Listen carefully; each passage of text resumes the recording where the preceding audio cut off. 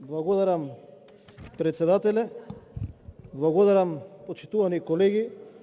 Колку и да се прави театар од нешто, дали треба или не, сепак на крајот економските индикатори кажуваат нешто сосема поинакво.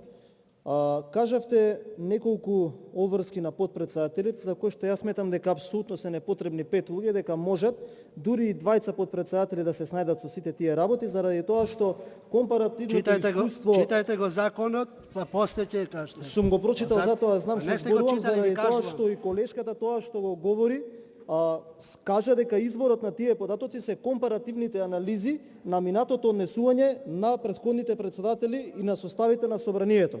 Така да апсолутно сметам дека дали ние како пратеници или народот кој што не гласува и кој што ја наблюдува работата на собранието, бројката од 5 подпредседатели апсолутно е, прво не ја поддржува, а второ е неодржлива.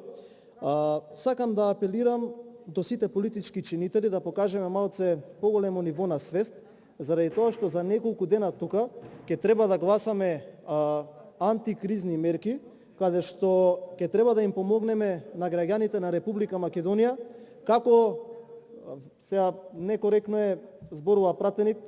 Сметам дека како што не опоменувате ние вас, ќе си дозволам и вас да ве опоменам, ве молам, дозволете ни да го кажеме тоа зашто сме излезени. Некоректно е заради тоа што ќе треба да гласаме антикризни мерки, ќе треба да им помогнеме на населението да ги помине овие тешки месеци.